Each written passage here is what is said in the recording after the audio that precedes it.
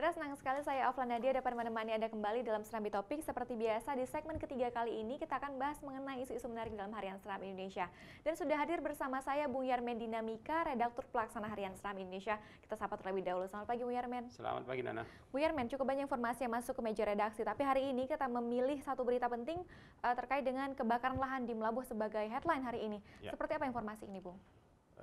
Dalam 2 hari terakhir kita sudah kabarkan bahwa ada titik api dan menyebabkan kebakaran di kawasan tertentu KW 16.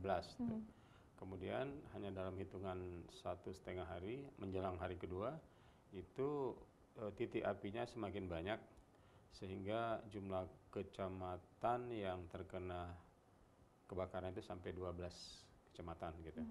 Jadi asap kabut asap itu udah menutupi sebagian kecamatan, ibu kota kecamatan di wilayah Aceh Barat gitu.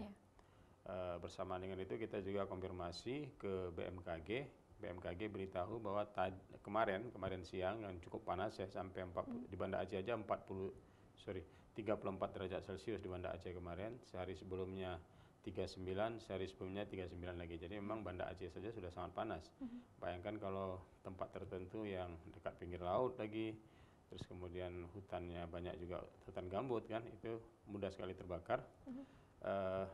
Ini menyebabkan kawasan Aceh Barat itu semakin meluas cakupan kebakarannya dan asap sudah masuk ke kota gitu. Atas dasar itu kita anggap penting karena memang kawasan sana itu punya sejarah yang panjang soal kebakaran, sering sekali kebakaran, supaya cepat langkah antisipasinya gitu. Untungnya kali ini kebakarannya bukan lahan gambut kan, beberapa bulan yang lalu kan 3 bulan yang lalu yang terbakar itu lahan gambut. Kita nggak punya cukup pengalaman untuk mengatasinya sehingga lahan gambut itu dipadamkan dengan mengundang 2 helikopter, satu dari Halim Perdana Kusuma, satu lagi dari Dumai. Barulah Badan Penanggulangan Bencana Nasional menyemprotkan air, ngebom air kan waktu itu. Ya. Sekarang mudah-mudahan jangan sampai seperti itu lagi kejadiannya gitu. Oke, tapi kemudian bagaimana respon dari pihak pemerintah sendiri terkait dengan hal ini, Bu? Ya, pemerintah terus berupaya untuk sementara ini memadamkan melalui armada pemadam kebakaran setempat menggunakan selang. Tapi kan hampir selalu penyiraman melalui selang ini gagal karena memang titik apinya jauh. Terus kemudian terpencar, nggak bisa ditangani dengan seperti kita memadamkan gedung yang terbakar, yang kita cukup datang ke depan ke halamannya atau masuk ke lorongnya langsung bisa disemprotkan gitu. Ini ternyata nggak bisa seperti itu gitu. Karena kawasan yang terbakar ini kan titik apinya jauh dari pinggir jalan gitu.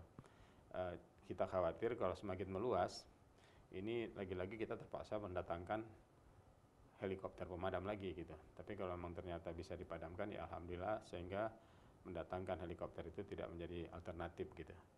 Satu hal lagi untuk tempat-tempat tertentu yang apinya belum terlalu besar, asapnya belum terlalu tebal, itu masih dipadamkan menggunakan kayu atau ranting dahan-dahan lah gitu.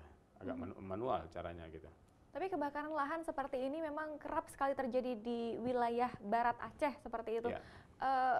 Sudah adakah atau mungkin langkah aksi preventif yang harus dilakukan oleh masyarakat atau pemerintah mengingat ini sering sekali terjadi? Ya, harusnya regulasinya atau aturan hukumnya harus dipertegas. Sebetulnya udah ada aturan bahwa membuka lahan, apakah itu kebun, ladang atau sawah, itu tidak boleh menggunakan cara dengan membakar lahan. Tapi ternyata orang selalu lihat kiri lihat kanan, begitu nggak ada memilih jalan yang praktis langsung dibakar gitu kan. Dia lupa bahwa api itu kecil memang jadi sahabat, kalau udah besar kan udah jadi lawan. Jadi dia merembet di bawah permukaan, tiba-tiba entah mungkin pada jam tertentu yang membakarnya entah pergi sholat, entah pergi makan atau pulang sebentar ke rumah, tiba-tiba waktu didapati udah meluas. Ketika meluas itu semuanya udah lepas tangan kan. Itu dia. Terus kemudian harusnya lahan-lahan yang terbakar itu diusut oleh polisi untuk menangkap orangnya dan kemudian diadili gitu. Ini selama ini hampir selalu di Aceh itu kebakaran lahan, pelakunya pasti ada tapi kemudian nggak tertangkap. Kalaupun tertangkap, kita nggak tahu kelanjutan dari kisah penangkapan itu. Berhenti gitu. di tengah jalan seperti Iya, itu. rasanya Yang harusnya seperti itu. mungkin diselesaikan hingga tuntas seperti permintaan gubernur kemarin. Satu, kemudian itu penting untuk menjadi shock terapi kan bagi orang lain supaya jangan seenaknya saja asal mau buat ladang baru, buat kebun baru bakar gitu. Memang itu cara yang paling mudah ya kan, tapi kan itu dampaknya cukup besar. Luar biasa besar. Ya tentunya juga informasi ini bisa Anda baca secara lengkap dalam harian Seram Indonesia edisi hari ini. Dan yang juga cukup menarik Bung, 3 hari ini Aceh Jaya juga diganggu atau mungkin seperti itu oleh kawanan gajah yang merusak perkebunan warga seperti apa? Iya, lebih dari 20 ekor gajah, kita anggaplah puluhan ekor gajah. Sabtu, Minggu, ya berarti udah dua kali 24 jam itu mengganggu perkebunan milik masyarakat. Terutama yang diganggu itu adalah kebun sawit, kebun karet dan pala. Ya, jadi ada pala juga ditanam di sana.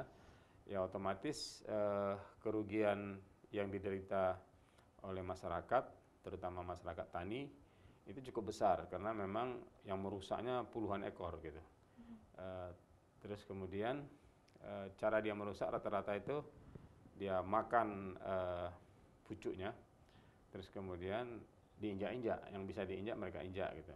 Terus ada yang lagi diputar-putar saja sampai kemudian rusak. Pada dasarnya semua perlakuan gajah tadi itu sudah mengakibatkan kerugian finansial bagi masyarakat setempat. Satu, yang kedua mereka juga khawatir untuk bepergian ke kebunnya dalam keadaan di mana di kebun tertentu gajahnya puluhan ekor gitu.